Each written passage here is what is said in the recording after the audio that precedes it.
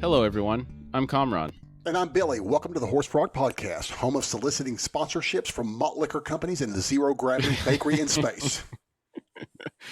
Today we'll be discussing Book 1, Chapter 3 of Gardens of the Moon, a novel in the Malazan Book of the Fallen. This podcast series is intended to be a companion to reading or listening to the books set in the Malazan universe. This is not a book review, and it's not intended to be a replacement to reading the books. Know that we both think the series is the best story ever written, and that we will not be providing literary critique. We will be covering the events of the books in a linear fashion. There will be spoilers for those that have not read the books. We will try not to spoil anything prior to us covering that portion of the respective book. A quick warning, today's episode will contain descriptions of violence, and it's not recommended for children. I do have one little pronunciation thing I need to bring up today. I have been pronouncing the continent of Genabacus as Genabacus. So I will correct that from here on out. Cool. Just expect these little corrections, course corrections as we go through the series. Right. Please bear with me. And us. All right. Chapter 3 is still in 1163 Burn Sleep. And likely that's the same year for the rest of the book from this point onwards. We begin the chapter with another excerpt from Gothos Folly. Quote, Thelomen Tarthano Toblakai. Find the names of a people so reluctant to fade into oblivion. End quote. We have heard Bellerdan described as a Thelomen giant. These other names will appear again. In various parts of the world, this race is referred to by different variations of these three. You'll hear things like Tarthanol, things like that. Now, sometimes, rarely, you'll find them listed as Finn or Tel-Akai. I read somewhere, I'm not sure where, but Erikson says that Bellerdan is actually Tel-Akai. Mm-hmm. Okay, so is it Telomen, not Thelomen? Is Telomen? Is that how you say that? I pronounce it Thalaman, the same like you, but I say Tel as in just T-H-E-L for some reason. It's a great mystery. Yes. Okay. Big mystery. Oh, boy. Yet another one I'm going to have to... All right. The chapter opens with Perrin on a ship heading to a new posting. Topper arrives via Warren. It's been 2 years since Perrin last saw Topper, that being the incident where Perrin rode into the throne room on his horse. Right. I would like to point out that Topper, and any mage with access to a Warren, is able to travel anywhere in the world through a Warren, but it's more difficult to arrive at a moving point, like a ship on the sea. Yeah, you can only imagine how hard it would be to try to pinpoint a moving target. I get a visual of Scotty trying to beam a moving target onto the Enterprise. You know? Oh, absolutely. That's a great visual. But I get this impression also that these guys are like, but instead of like teleportation, it also involves a little bit of walking. Yeah, so he's walking while... Oh. Yeah. Intercepting a moving target while you're also moving. Right. That's difficult. Topper is in a sour mood when he arrives. Perrin starts the conversation on good footing, saying, Hood's breath, man. Can't you find another color of cloth? This perverse love of green must surely be curable. Perrin is still discourteous to Topper, pointing out that the ability to travel via Warren makes Topper a reliable messenger. Ouch. Ouch. There's a little back and forth, and Perrin asks what the message is. Topper informs Perrin that she's with the bridge burners outside Pale. He's referring to Sari. That's ultimately the target of the mission. Perrin is tasked by Lorne to follow her. Right. Yeah. Perrin is informed that the siege still continues and the deadlock is about to be broken. And this information is a week old. So this means that when this conversation is taking place is prior to the actual battle at Pale. Okay. I hadn't thought about it like that. Yeah. That information was a week old, right? Right. So it could have happened in the interim. Yeah, that's true. So we're somewhere in that range, right? I agree. Topper informs Perrin this is how long it took to locate him via Warren. Perrin asks which squad. And Topper asks, you know them all? And Perrin does in fact know all the squads. He is informed that Sari is in Whiskey Jack's squad as a recruit. Side note here, just as a reminder, when Perrin was a child in the prologue, he had all of the Imperial insignia memorized. Yeah. That's how he recognized the bridge burner symbol on Whiskey Jack's shoulder. Yeah. So he's somewhat of a military like a student. Yeah. Student, yeah, that's a good way to say it. Yeah, he's a fan of the military. Mm-hmm. You think Tavora knows all of them? You better believe she knows all of them, buddy. Oh, yeah. You better believe she probably knows who made the uniforms or something like that. She knows where the cotton came to That's right. make the uniform. That's right. You better believe it. Yeah, it'll be interesting when we get to start talking about her. Oh, I can't wait. I had to throw that in there. Yeah. Love it. Perrin is to take command of Whiskey Jack's squad, and he isn't surprised by this. Quote, "The gods are playing with me. Question is, which gods?" End quote. Yeah. Perrin notes that back when Lysine was named Surly, Whiskey Jack could have stopped her, and maybe even stopped Perrin. Perrin thinks, but now you command a squad, just a squad, and she's the Empress. And me, I'm a fool who followed his dream, and now all I desire is its end. Now we're beginning to see the toll that this whole scenario is taking on Perrin.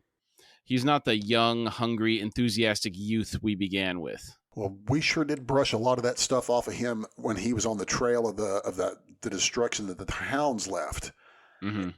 And it was, it's one of those things that really wore on him real quick, real fast. So I can't imagine the stuff he's seen in between here and there. Mm-hmm. Topper informs Perrin that Sari is showing her powers and possibly corrupting the bridge burners. Additionally, she may also be corrupting Dujek and, by extension, the second and third armies on Genebakis.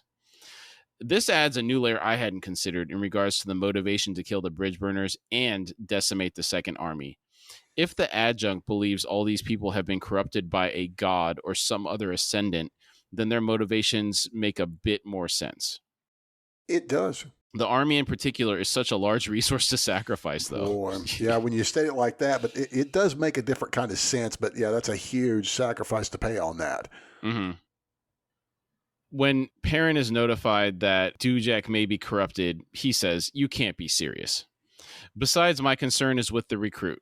With her. Only her. The adjunct agrees we've waited long enough. Now you're telling me we've waited too long? I can't believe Dujek's about to become a renegade. Not Dujek. Not Whiskey Jack either." Right. Topper tells Perrin to proceed as planned and that secrecy is paramount. A claw will reach out to him when he reaches Pale and that he is to trust no one else. Additionally, he adds, "Your recruits found her weapon, and with it she means to strike at the heart of the Empire. Failure cannot be considered."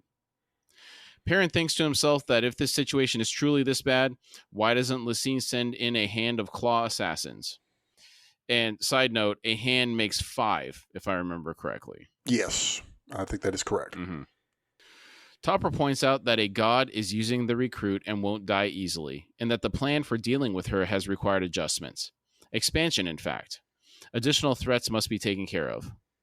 He tells Perrin to do as he's commanded, and that Lysine feels it's time for Dujek One-Arm to be disarmed. Oh, what a great pun. Perrin asks why. Topper tells him Lysine fears Dujek's popularity and notes that the Emperor had Dujek in mind as his replacement, allegedly. Perrin snorts and says the Empress is being paranoid since the Emperor planned to rule forever. True. Yes. Topper tells Perrin greater men have died for less. The Empress expects obedience of her servants and demands loyalty. Perrin responds, any reasonable ruler would have the expectation and the demand the other way around. Absolutely. And again, the interplay between Perrin and Topper is great and makes me love Perrin all the more. I love it that much more. Yeah, that's a really good quote from him. Topper doesn't like this response and reiterates Perrin's orders. Assume command of the squad. Stay close to the recruit, but otherwise do nothing to make her suspicious of you. Once in place, you are to wait. Understood? Perrin doesn't respond immediately. He's thinking to himself. He's not sure how he'll handle the situation when the time comes, whether he's going to kill the recruit and how he's going to deal with Whiskey Jack. Quote, at the very heart of things, he realized he no longer knew who was the ultimate betrayer in all this, if a betrayer there must be. Was the Empire the Empress, or was it something else? A legacy, an ambition, a vision at the far end of peace and wealth for all? Or was it a beast that could not cease devouring? Darujistan, the greatest city in the world. Would it come to the empire in flames? Was there wisdom in opening its gates? Within the troubled borders of the Malazan Empire, people lived in such peace as their ancestors had never imagined. And if not for the claw, for the endless wars in distant lands, there would be freedom as well. Had this been the emperor's dream from the very beginning? Did it matter anymore? End quote. This makes me wonder how bad things must have been in some of these areas before the Malazan Empire came and conquered them. We have seen how life is cheap so far. For example, when the soldier slapped Riga upside the head and killed her on the side of the road, no repercussions. Do you think this is a normal occurrence throughout the empire? I'm pretty sure that it is a pretty normal occurrence. In war, folks on both sides will do terrible things and reprehensible things, but I'm pretty sure that this was pretty common, and I'm pretty think this is how the Romans would have done it. I'm sure. Mm-hmm. What about this idea that the empire just wants to keep devouring? Want may not be the right, but they need to keep the military expanding to make up for the losses, or this is never mind. We know that this is part of the overall larger thing, but that's want may not be the right word. It needs to keep expanding, and they're stuck on an ever expansionistic route. Mm-hmm. Well, I think we have an idea of what the motivation was for Seven Cities. We really can't talk about it right now, but with Genabacchus, I'm not sure what the ultimate motivation is here. Economic expansion? I think this has to do with how that we got the Marants to be on the side of the Malazan Empire by the promised retributive force that what they will get to do to the citizens of Pale in retaliation for this may be what we did to win Marant support. I don't think they ever dive into what the incentives were for the Maranthe ultimately to join the Malazan efforts. That was kind of the cherry on top of the deal, right? Where they get to exact revenge on the citizens of Pale for past wrongs. Yes. But outside of that, they never really go into why the Maranthe were interested in joining with the Empire. Yeah, I just hopefully maybe that's how we got them on our side or got them on the Malazan side. That's the only thing that I think we get insight into. Yeah, probably so. Mm-hmm. They get into a little bit in Orb Scepter Throne, which is one of the later Esselmont books, but even then, I don't think they flesh out the origins of the alliance with the Malazan Empire. So we might have to do a little bit of research into that and get back on that. Okay. Yeah. So Perrin's been thinking about all this, still hasn't responded to Topper. Topper repeats his question, asking if his instructions are understood. Perrin says, well enough. This causes Topper to snarl and exit via warrant without saying goodbye. He storms off in a hissy fit. Yeah, hissy fit. Perrin arrives at Genabaris, a city on the northeast coast of the continent of Genabacchus. On the docks in Genabaris, Perrin is waiting to be contacted by a Claw agent. The agent has been watching Perrin sit on a stack of supplies for an hour. Neither of them are moving. The agent notes that Perrin looks awfully young and as green as the water in the bay. His uniform still has the chalk lines from the maker, and the grip of his sword bears no sweat stains. He has the stink of nobility about him, and though a captain, no one is saluting him. The agent thinks the adjunct must have made a mistake by picking someone like Perrin. And I love this description too. Quote, for the past hour, he'd just been sitting there, hands in lap, shoulders hunched, watching like some stupid cow the frenzied activity swirling around him. End quote. Ouch. And it is surprising that Perrin still exudes this appearance after 2 years of experience. Makes me wonder if he's playing it up just to test this agent. Oh, I'm sure he's playing this up all right. Yeah. For sure playing it up. The agent thinks to himself, the adjunct must have been knocked on her head during that last assassination attempt on the Empress. It was the only possible explanation for this farce of a man rating the kind of service the agent was about to deliver. In person, yet. These days, he concluded sourly, the whole show was being run by idiots. And it's a tale as old as time. Absolutely. Everybody always thinks everything's being run by idiots. Yeah, that's it. Everyone's got a better way of doing it. Yeah. When the agent finally makes contact with Perrin, he is struck by something dangerous in Perrin's gaze, a glitter making his eyes appear older than his face. This causes the agent to rethink the situation. Perrin says, "Took your time about it," and stands up. The agent notes Perrin's height and thinks that he hates tall bastards. He wouldn't like me. He asks, "Who are you waiting for, Captain?" Perrin tells him the waiting's over. Let's walk. I'll just take it on faith you know where we're going. And he's not taking any guff from this guy. Nope. He just gets right to it. Right to the point. Love it. As they are walking, the agent tells Perrin a green quarrel came in last night. This earns him a blank stare from Perrin. The agent asks, "You never heard of quarrels?" Perrin correctly assumes they are some form of transportation. The agent briefly provides some details about the Moranth. All we know at this point is that the various Moranth factions wear different color armor, and the Black Moranth doesn't like to associate with the Green Moranth. The Black Moranth are stationed in Pale, and the Green Moranth will be transporting Perrin to Pale via Quarrel. The Greens are seen more as couriers. As they're walking, Perrin notes a number of Malazan guards stationed around. They have their hands on their weapons. He asks the agent if they're having trouble with insurrections. The agent says, "Insurrections, yeah. Trouble, no." Perrin gets to the point with the agent. Quote, "Let's see if I understand you correctly. Instead of delivering me by ship to a point nearest Pale, I'm to ride overland with a bunch of half-human barbarians who smell like grasshoppers and dress like them too. And this way, no one will notice. Especially since it'll take us a year to get to Pale, and by then everything will have gone straight to Hood's Gate. Correct so far?" The agent grins and shakes his head.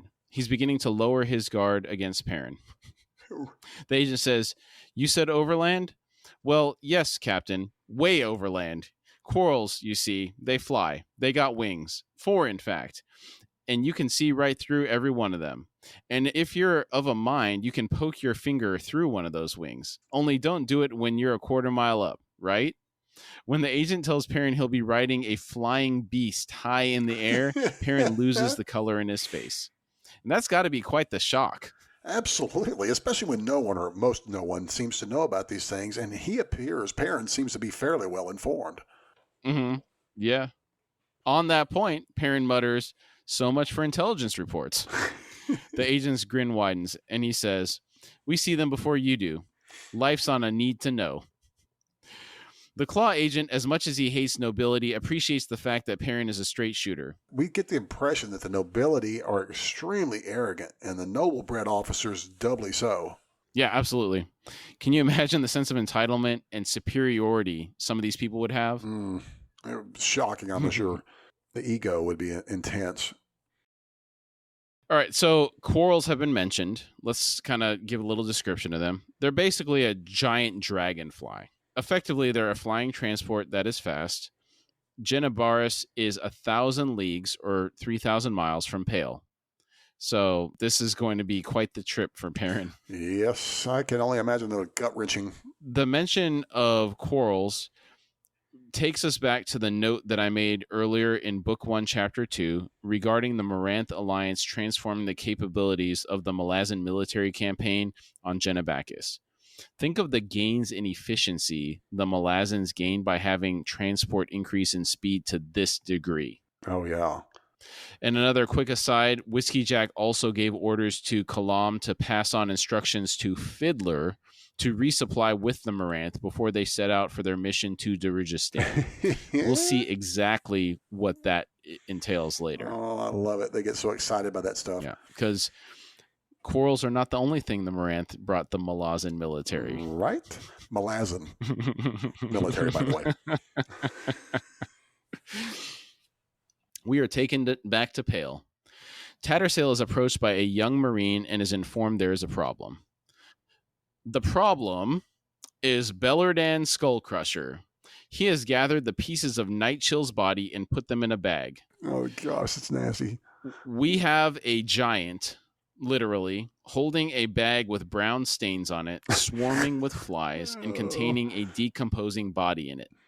The stench is atrocious and is making the soldiers, understandably, physically ill. That'd be disgusting. He's been kneeling where he's located since the battle, for 5 days. Wow. It's bad. Tattersail walks up to Bellerdan and speaks with him. As soon as she walks up to him, she's hit with that wall of stench. Even though Bellerdan is kneeling, he is as tall as Tattersail is, standing at her full height. That's pretty tall.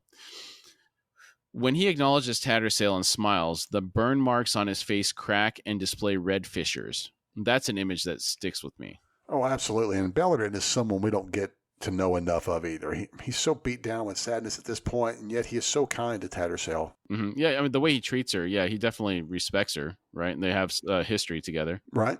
Yeah, they do. Tattersail tells him Nightshell would bite his head off if she could see him now, and that he needs healing.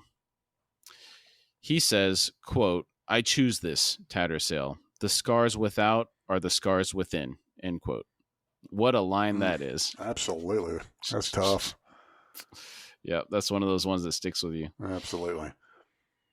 Bellerdan tells Tattersail Taishran has given him leave to raise a barrow for Nightshell, and he asks if Tattersail will join him. Tattersail feels anger rising and sarcastically says, "Taishran gave you leave, did he?" This comes out harshly and causes Bellerdan to flinch. Tattersail has this rage building. She accuses Taishran of killing Nightshell. She says the Moon's Lord had neither the time nor the inclination to raise demons. That's a good point. It's a very good point. She tries to convince Bellerdan that Taishran did have the time to do it, and Bellerdan stands up and yells, "No." He reminds Tattersail that Taishran has and will always be their protector. He says during the Emperor's reign that the Emperor was mad, but Taishran stood by his side and shaped the Empire's dream, and so opposed the Emperor's nightmare. That's an interesting perspective. Yeah, it is. Tattersail thought back to the beginning. Quote, "The Emperor had a knack for gathering the right people around him, but he wasn't a fool. He knew that betrayal would come from that group.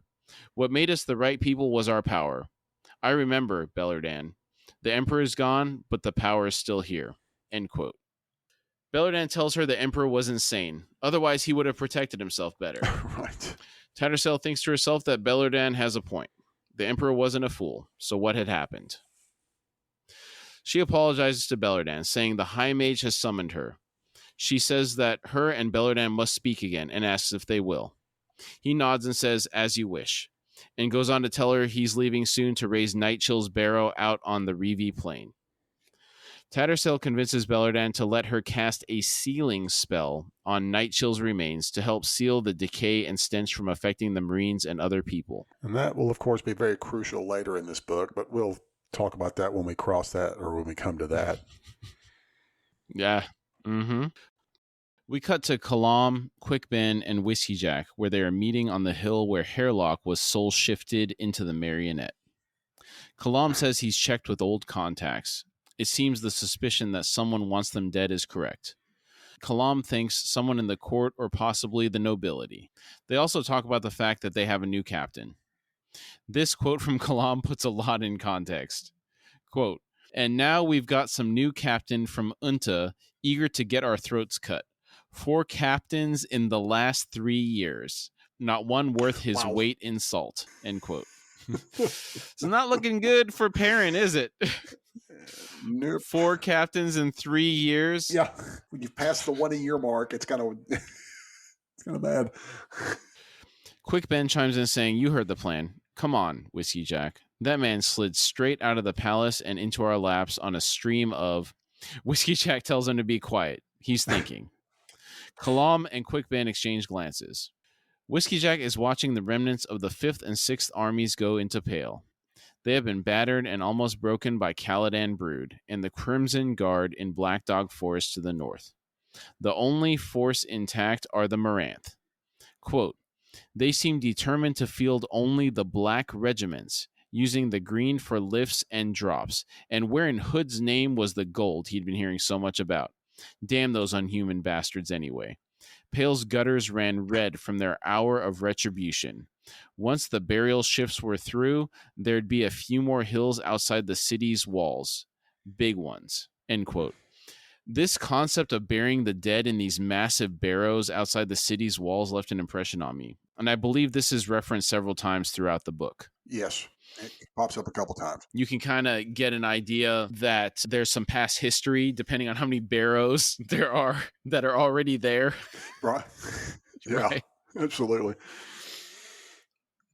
On the topic of barrows, Whiskey Jack reflects on the fact that nobody made a serious effort to save the bridge burners buried in the collapsed tunnels under Pale, and they will have no barrows as a result. Quote, there would be nothing to mark 1,300 dead bridge burners, though. The worms didn't need to travel far to feast on those bodies. What chilled the sergeant to his bones was the fact that, apart from the few survivors, nobody had made a serious effort to save them. Some low-ranking officer had delivered Tashrin's commiserations on those lost in the line of duty, then had unloaded a wagon load of tripe about heroism and sacrifice. His audience of 39 stone-faced soldiers had looked on without a word. The officer was found dead in his room 2 hours later, expertly garroted. The mood was bad. Nobody in the regiment would have even thought of something so ugly 5 years ago, but now they didn't even blink at the news. Kalam thinks that was claw work to implicate the remaining bridge burners. Whiskey Jack is not so sure. That is an excellent point. I'd never considered that. I mean, even though I've read this series, those are, I might have considered it in the past, I guess, but that seems really, wow. And I just assumed in the past that one of the bridge burners had done it. I kind of thought sorry, but that could still be, it could be her too. But I think you're right. Yeah, I suspect sorry as well. Yeah. Wow. There is a discussion about how young she is, and Kalam thinks she's too young. The Claw are recruited young, aged 5 to 6, and trained for 15 years minimum. There is a discussion between the group about the Empress cleaning house, getting rid of the old guard that was loyal to the Emperor. And if so, how? Whiskey Jack doesn't buy into this theory, saying, doesn't wash.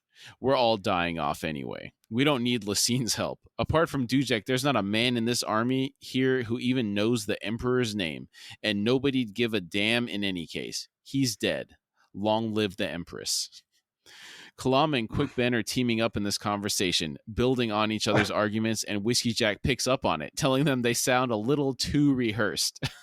They do that thing, right? Where they kind of gang up on him a little bit, trying to convince him. Yes.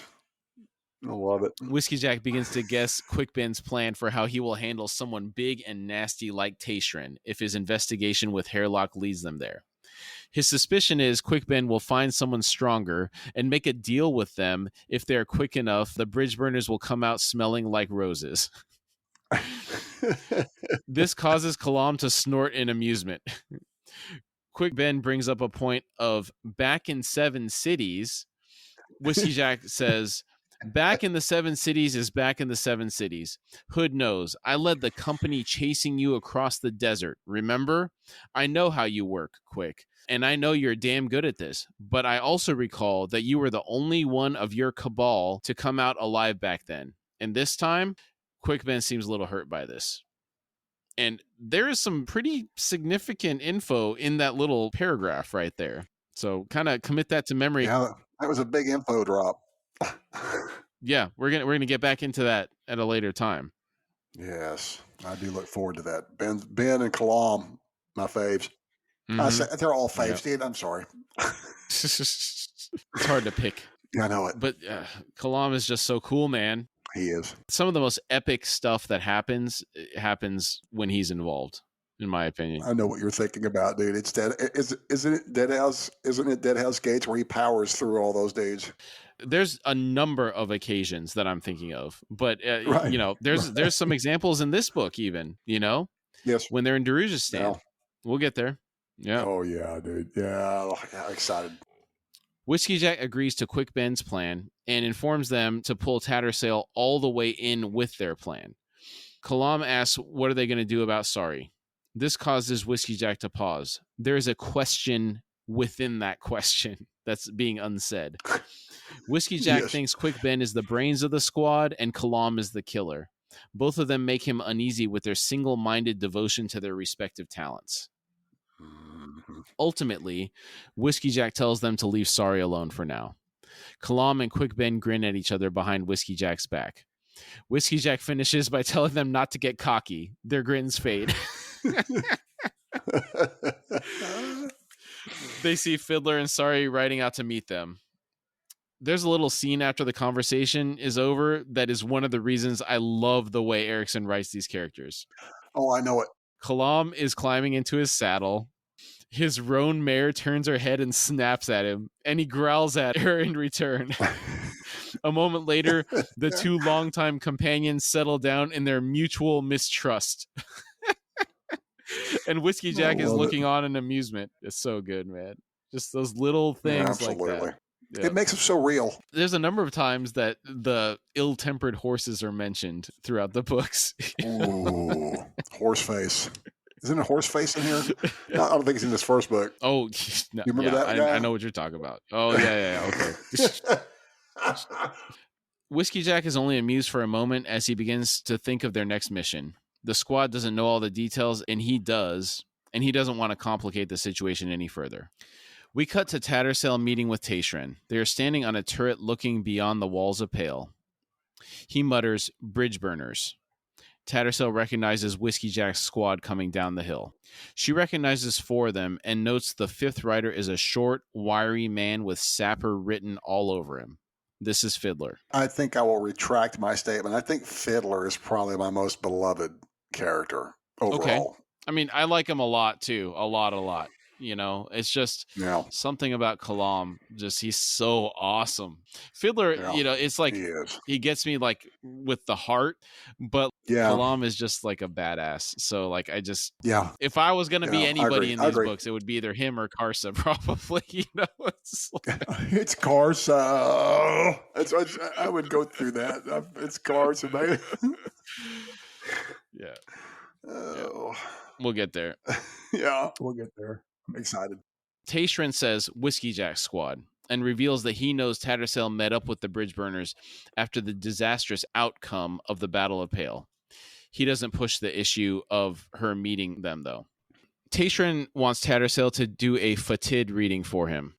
He is aware of Opan's influence on current events. He does say something to Tattersail. In matters of the Empire, I am the servant of the Empress.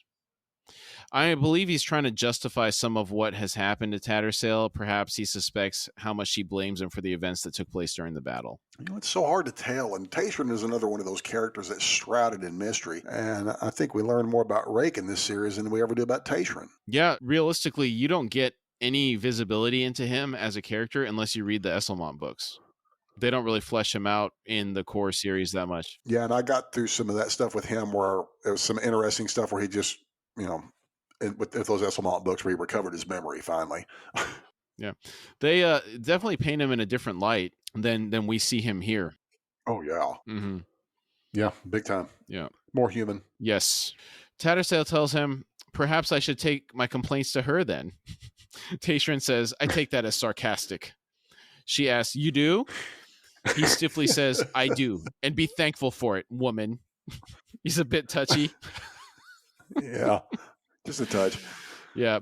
That's him and Topper both talk about how people should be thankful that they don't go off to the Empress and take things the way that she would if she heard that. Isn't that interesting? Right. Kind of both of those people that report directly to her are acting that way.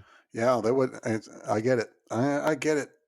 I mean, she's the Empress, dude. She became strong somehow, so she scares me. Tattersail gets out her deck and asks, should we begin? Taishran says, tell me of the spinning coin, right as she is about to begin the reading. This takes her aback. As she begins the reading, she becomes aware of an ascendant reaching through her. Tattersail begins. Is this the first usage of ascendant that we've seen in the book? They mentioned it in the Battle of Pale. She said like an ascendant had marched through the battlefield or something like that. It's just kind of like, it's kind of thrown out casually there, I think. I believe. Okay, should we touch on the concept of an ascendant real quick? Yeah, that sounds good. Okay. The way I interpret it, I don't know that we have an exact definition, but they're not gods necessarily, right? It's someone that has either lived long enough or acquired enough power to be more than just your average individual. And it's not just humans, right? It's any race, Right. really. It could be Tistandi, it could be, Talani Yes. Mass, or any of the elder races or humans. Several, even dragons, I'm guessing. And Right. you're right. But are these people like brushed up? Would you call them like brushed up right up against godhood? I would say so. Yeah. Close. I'm not saying they're quite gods. It's intermixed. I'm thinking they could technically, in some cases, be ascending to godhood. So I'm just wondering if maybe. Yeah, that's why I take it. That's how I've always taken it, is that they're ascendant on a form of, more and more that would leave them, because I always have seen the ascendants as the masters of the realms, as the rulers of the throne of each realm. Sorry. I don't know, because I can think of some specific examples where people were ascendants, but they weren't gods because like they were stronger than other things. The first card of the reading is Orb, Judgment and True Sight.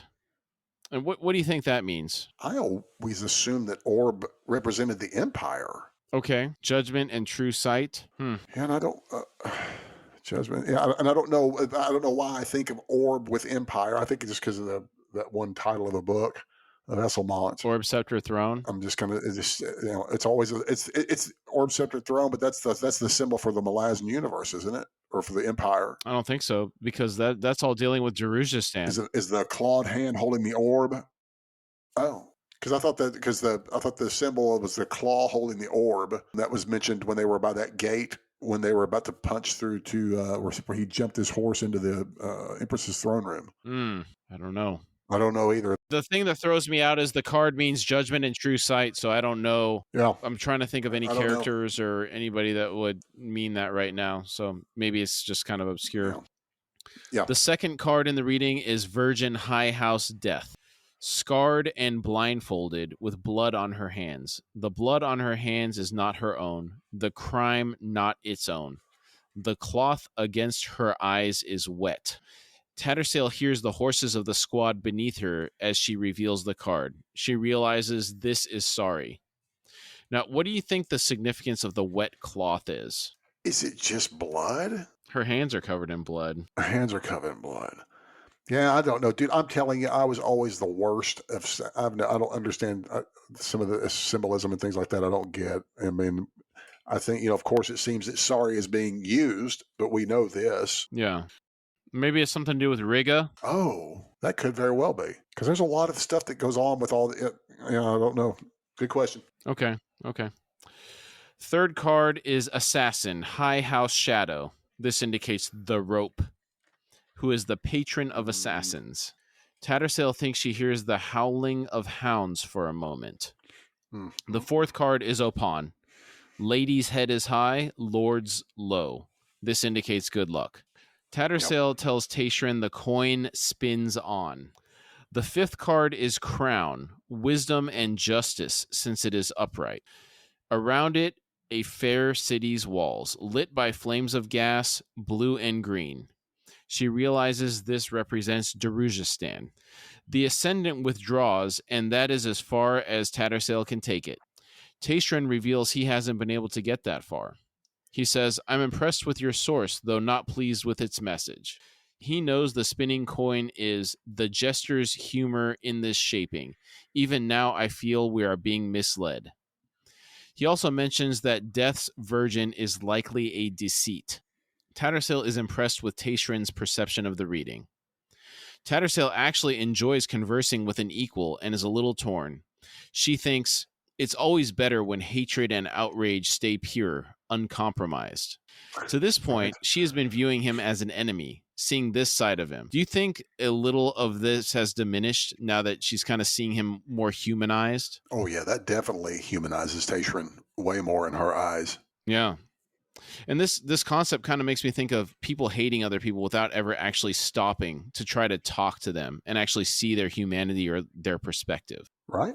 I agree with that. And it's true that some people may do something despicable, even unforgivable, but seeing part of yourself in them makes the emotions a lot more complex. Yes, I agree. Hmm. Yeah, I agree wholeheartedly. I think Tatron is probably a pretty decent fella, and we know he's really powerful. To your other point of people doing bad, even despicable things, people are so much more complex than just their actions. Hmm.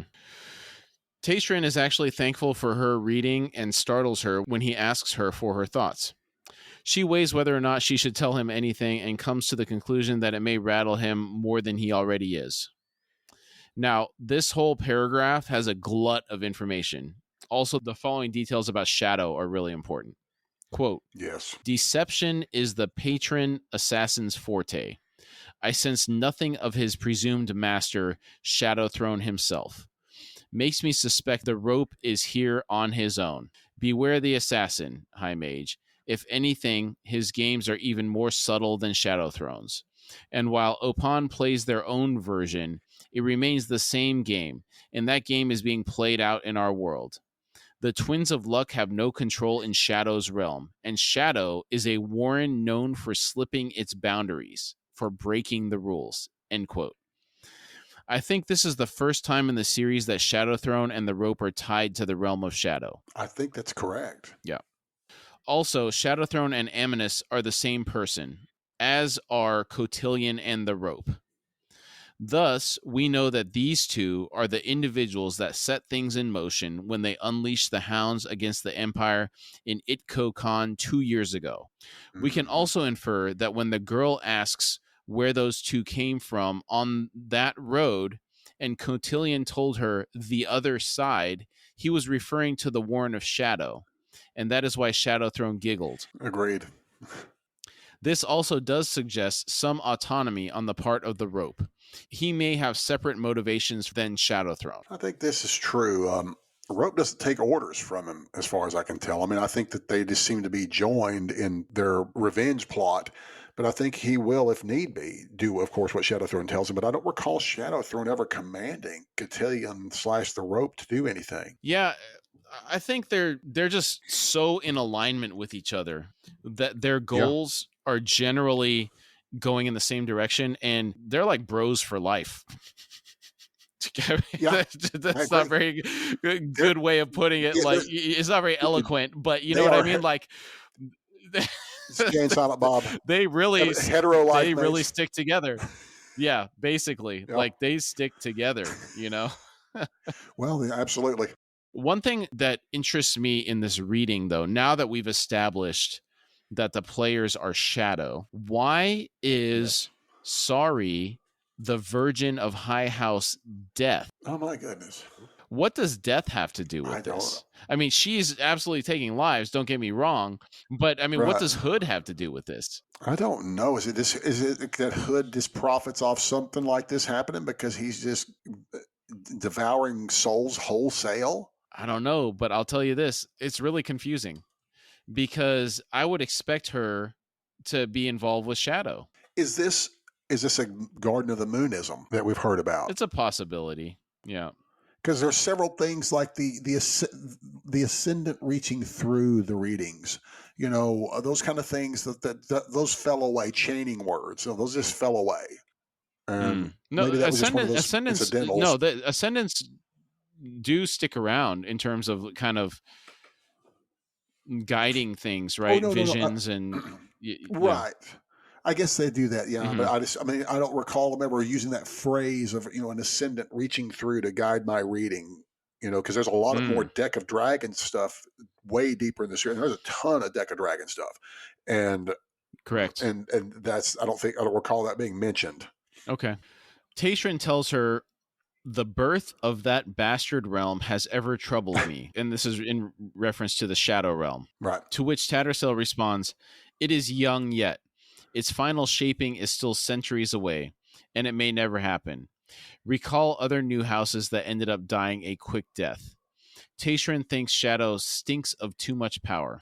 On my first read-through, I had the initial impression that these Warrens were kind of elemental and have been around forever, but this indicates otherwise. Right? They're saying Shadow has just appeared recently. Yeah, and I believe that was my initial impression on my first read, and also the impression was that Warrens were always in flux, And it kind of makes me wonder over the millennia in the Malazan world, how many other Warrens may have existed or may barely be dead or asleep, or are Warrens. I think this one is kind of answered a little bit more. Do you feel that it's more along that lines of that question, that are Warrens the multiverse?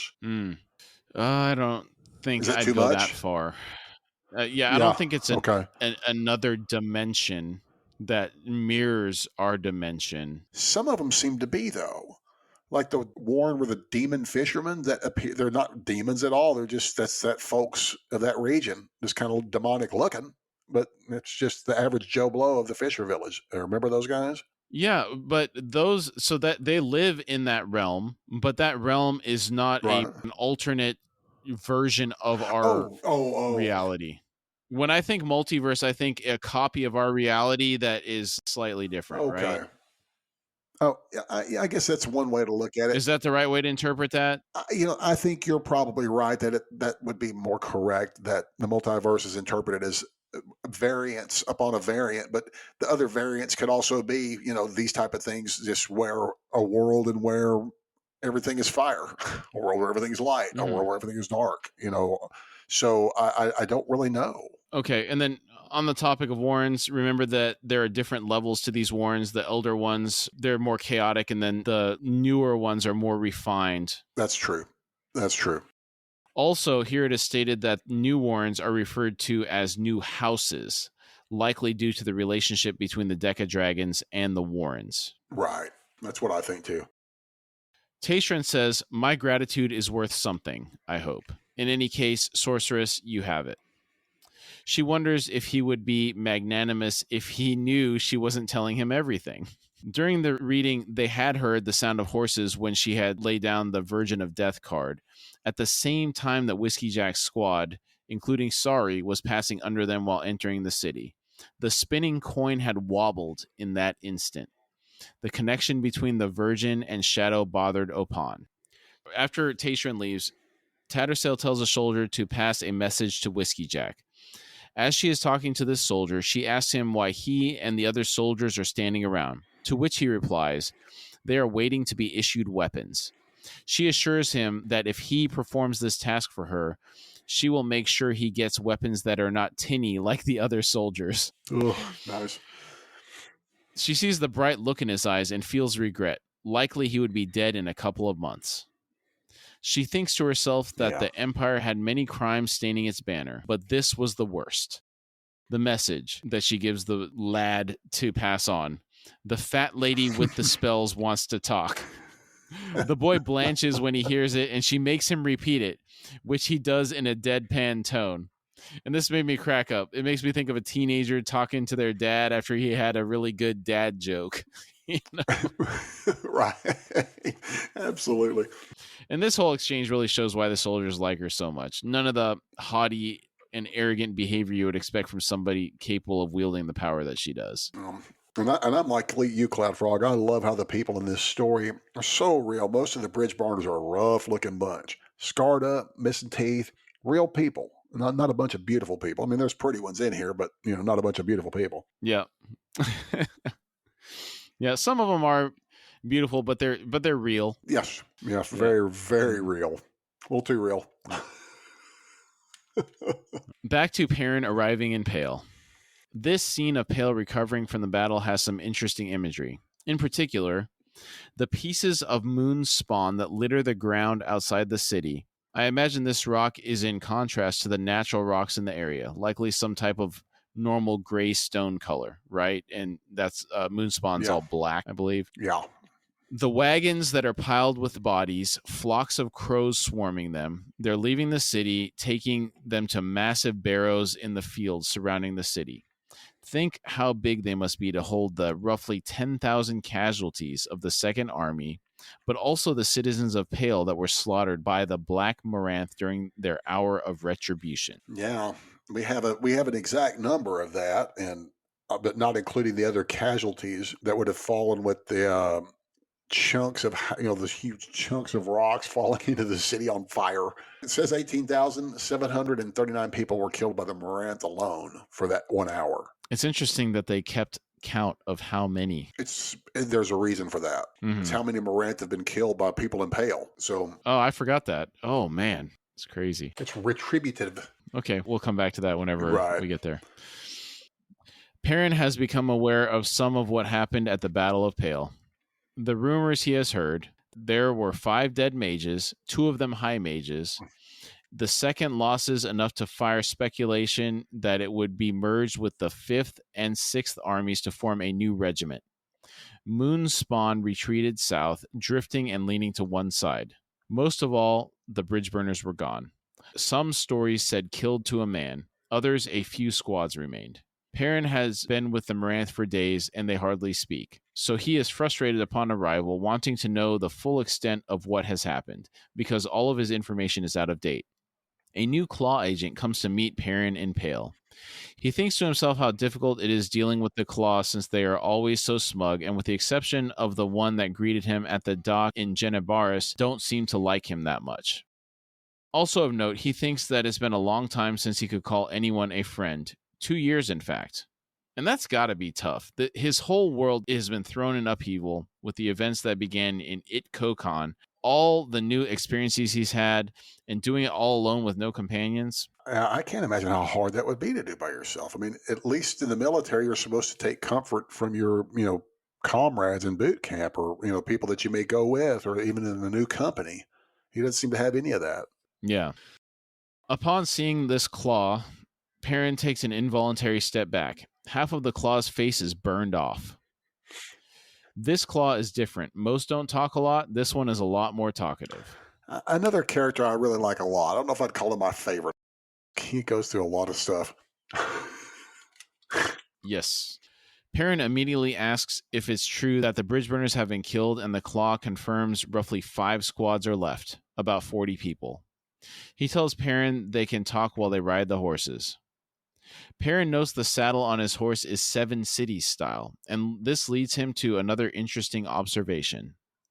He'd seen several of these saddles on the continent of Genebakis, and it is a detail he has filed away. The natives of 7 Cities have a predisposition for making trouble, and the Genebakan campaign has been a foul-up from the beginning. No coincidence, he feels, given most of the 2nd, 5th, and 6th armies are made of recruits from 7 Cities. 7 Cities was only recently conquered by the Malazan Empire, only 9 years ago. The wounds are fresh. And what do you think about this assessment of the people of 7 Cities? Well, it explains why they're so sassy. But I think they were probably a little sassy to begin with. But yeah, that wound would be still fresh for folks like that. And then having to work for. And I think we've kind of touched on this a little bit in chapter 2. I believe we said that a lot of the people were recruits from 7 Cities, right? Yeah. Yes, we did. Yeah. Talk explains that Whiskey Jack's got a lot of followers around here. He mentions the fact that Whiskey Jack once commanded his own company. Perrin's head snaps around and looks at the Claw when he makes this statement. This fact has been stripped out of the annals. As far as the Empire was concerned, this never happened. In fact, Whiskey Jack's actions ended a war in the 7 Cities. This is such an important quote. Back in the days when Dassam Ultor ran the military, it was Whiskey Jack's 7th Company that ran down the 7 Cities mage cabal out in the Panpotson wastes. He ended the war then and there. Of course, everything went bad after that. What, with Hood taking Ultor's daughter? And not long after that, when Ultor died, all his men were pulled down fast. That's when the bureaucrats swallowed up the army. Damn jackals. And they've been sniping at each other ever since, and to Hood's gate with the campaigns. We get a tiny glimpse of the history about Dassam Ultor and how Hood, the god of death, as a quick reminder, took Dassam Ultor's daughter. Then, not long after Dassam died, that's when the bureaucrats swallowed up the army. We've already heard Whiskey Jack speak about this with his squad, specifically when he mentions that he was the one that chased down Quick Ben and caught him. This gives us a little insight into just who Quick Ben is and the power he wielded in his past life. Yes. Also, more information about Dassam Ultor. Hood taking his daughter? Why the heck would the god of death take someone's daughter? Remember the rumor Perrin mentioned in the prologue. It is said he betrayed a god. Maybe Hood and Dassam had a deal and Dassam reneged on it. Out of all the gods and ascendants we meet in this series, Hood seems the least likely to care about anything, or to do anything for that matter out of a personal grudge, because, man, everything just gets delivered to his door eventually, if you're a god of death. Yeah. And one final point of stuff that was revealed in that paragraph: without a strong leader keeping the government officials at bay, in come the bureaucrats and take control of the army, and the results have been disastrous. When does the government having more control over anything make it better? Right? It's rarely ever better when the government enters into anything. Agreed. As Tok says this, he leans over and spits past the horse's left ear, and Perrin shivers because he knows this gesture means the beginning of a tribal war in 7 cities. And I love all of these small mannerisms that are picked up by the bridge burners and the vets of the 7 cities conflict. Spitting is seen so many times in similar context. Now, you've brought up the incident of in the command tent where Hairlock spits, and Erikson's ability to make all these people so real come down to several mannerisms that we will discuss when we hit them, if we remember to hit them. Yeah, I love the spitting thing. Yeah, it cracks me up. Oh yeah, oh that the eye. Perrin notes how this spitting affectation has become a symbol in the Malaz Second Army. Perrin then asks if the story about Dassam Ulter Tok just told him is commonplace knowledge. Tok reveals that some of the older veterans in the Second fought with Dassam, not just in 7 cities, but as far back as Falar. And just quick reminder, Falar is in the north of Unta. This would have been during the Malazan Unification Wars. So Tok is not just a claw, but a veteran of the Second Army and has been through a lot with them. Tok tells Perrin that whoever he reports to should know there's a possibility of mutiny if they start messing with the bridge burners. Right. And he has stated this in every report, but no one seems to listen. Tok says he is the last claw active in the Second. And there's another interesting tidbit. Tok states that as far as claw agents in the 5th and 6th go, Perrin can forget about any being left because Brood's Tist-Andi could pick out a claw from 1,000 paces. Do you think this is because of the Tist-Andi's affinity for sorcery? Many of the claw use sorcery, so maybe they could detect them? That would be my guess. And also, I just, because of them being from dark, that they can, see in the dark, in absolute dark.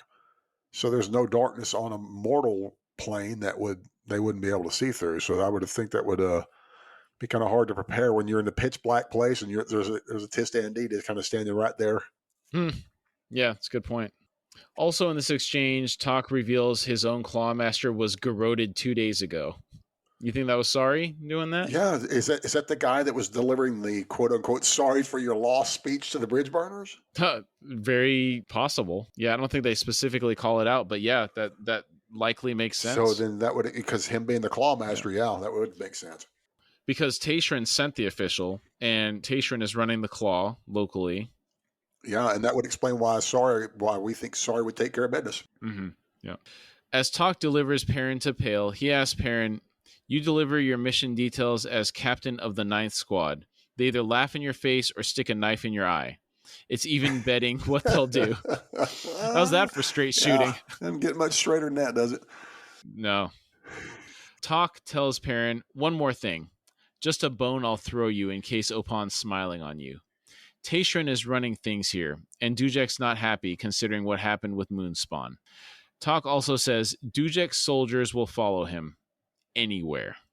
And that goes for the 5th and 6th armies too. What's been gathered here is a storm waiting to break. Perrin thinks back to his dismissal of the briefing Topper gave him on the boat.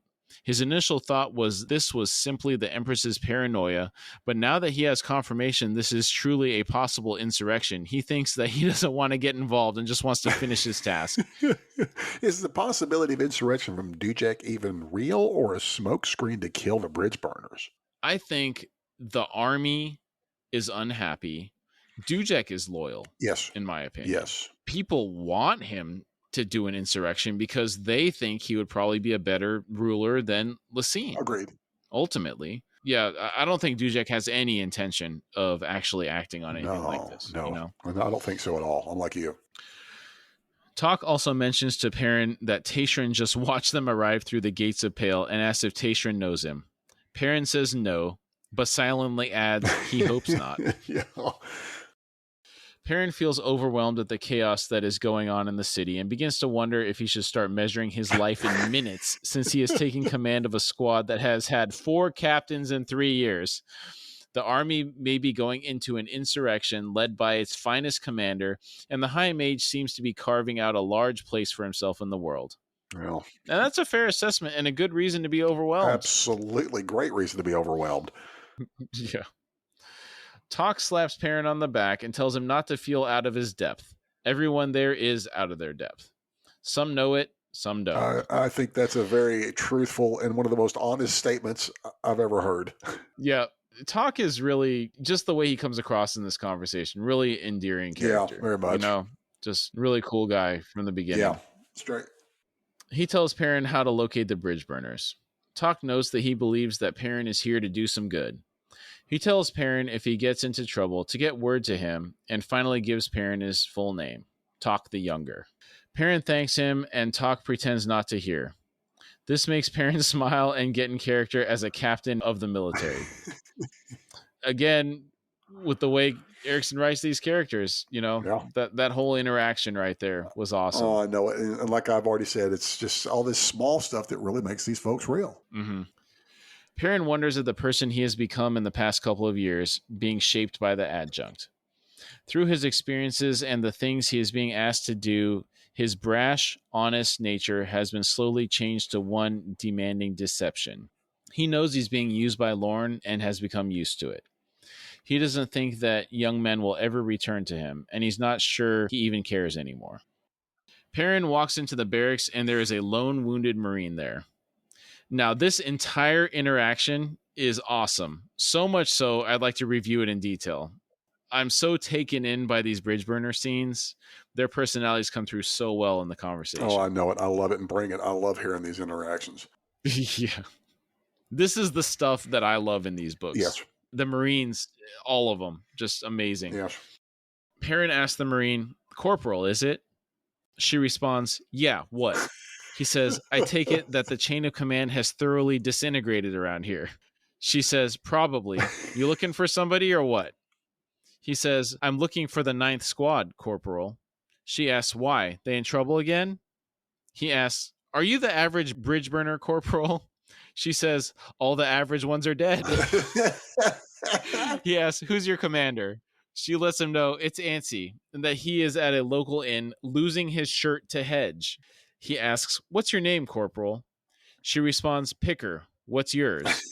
He says, Captain Perrin. She shoots up into a sitting position, her eyes wide. Oh, you're the new captain who's yet to pull a sword, eh? I love Picker's response. Man, it doesn't get much more honest with that, but I'm like you, these interactions are priceless. It's so good. Yeah. He says, that's right. She asks, you got any idea the odds on you right now? It doesn't look good. He asks, what do you mean? She says, the way I pick it, the first blood you see on your hands is going to be your own. Go back to Quan Tally where it's safe. Go on. The Empress needs her feet licked. He says, they're clean enough. He's not sure how to handle the situation. Part of him wants to draw his sword and cut her in half. The other wants to laugh. And that one has an edge of hysteria to it. Ansi barges in and starts yelling at Picker. Ansi yells, damn it, Picker. You told me Hedge is having a bad run. And now that bow-legged turd's cleaned me out. Picker says, Hedge is having a bad run, but yours is worse. You never asked me about that, did you? Ansi, meet Captain Perrin, the 9th's new officer. Ansi turns around and stares at Perrin for a moment, mutters, Hood's breath, and turns to face Picker again. Oh. I'm looking for Whiskey Jack, Sergeant, Perrin says softly. His tone brings Ansi back around to face him. Ansi opens his mouth, then shuts it when his eyes catch Perrin's gaze. He tells Perrin some kid brought a message for Whiskey Jack, and he's not here, but a few of his people are at Knobs. Perrin thanks Ansi and leaves. Ansi lets out a long breath and glances at Picker. Picker says, 2 days, then somebody does him. Old Rockface has already laid 20 to that. Who's Old Rockface? Hedge? That's a really good question. Maybe so. I think he's got a pretty chewed up old face, so yeah. Yeah. I think that's Hedge. Yeah, it's got to be Hedge. Ansi says he thinks that would be a damn shame. This carefree attitude that Picker has when encountering an officer is funny. There are captains we meet later where this situation would never have been possible. Absolutely. Legendary captains. Yes. Oh, my word. There are some great ones. Oh, yeah. Perrin's lack of experience, and we can assume that of his predecessors, is a serious hindrance to the chain of command here. These bridge burners have been through hell, and they need to be led by someone they deem worthy. Whiskey Jack was that person, but since he has been busted down to sergeant, these captains they keep throwing in here don't have a chance. They would need someone truly legendary to come in and immediately assume command without issue. When you state it like that, you realize how much Perrin has grown and how strong he's become on this journey by just even coming to that realization. Yeah, I think Perrin actually does a really good job of navigating this situation. Yeah, I agree. I agree, very much so. Perrin finds a few of the bridge burners at a local inn. We are introduced to Hedge, Mallet, and Trots. Perrin spots them by recognizing Trots as a Barghast. The description of Trots will provide some important context into the Barghast society. A wide-shouldered man whose black hair was braided into a ponytail and knotted with charms and fetishes. He also has endless blue woad tattooing on his bared arm. Based on this description, I pick up a sense of the Germanic tribes that came to northern England. What do you think? Agreed. They're vicious warriors, man. And we'll talk about the Barghast at length at some point. Okay.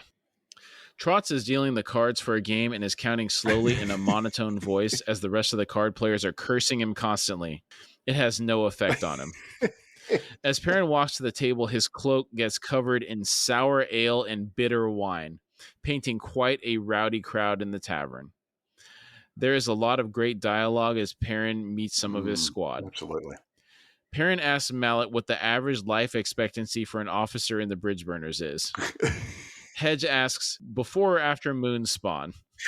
Mallet says maybe 2 campaigns, depending on a number of things. Balls aren't enough, but it helps. To survive this long, Perrin needs to forget everything he has learned and jump into his sergeant's lap like a babe. Mallet asks Perrin if he's been hearing things about the bridge burners. Perrin says, most officers are terrified of the bridge burners. Word is, the mortality rate's so high because half of the captains end up with a dagger in their back. He pauses and is about to continue when he notices the sudden silence. The card game has stopped and all eyes were on him.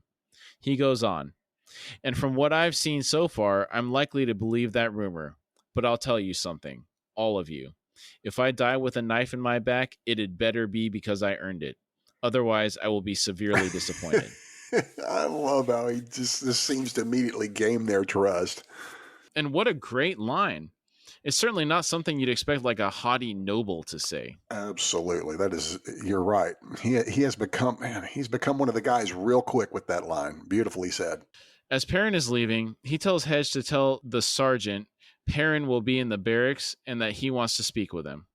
Hedge asks if Perrin wants to sit in on a game. Perrin politely declines, grinning and telling him, bad practice, an officer taking his enlisted men's money. Hedge's eyes brighten and says, now there's a challenge you'd better back up sometime. And I think this is equally as important as the previous statement about the knife in the back winning over the squad. Absolutely. I don't know how I did not pick up on that fact. I liked Perrin this much on my first time reading this series. I just love him. Yeah, I think this was probably endearing me to him a little bit at this point on my first read through. Yeah, very much. As he is walking out, Perrin is thinking about how arrogance has been drilled into him as a member of the nobility throughout childhood and then in the academy.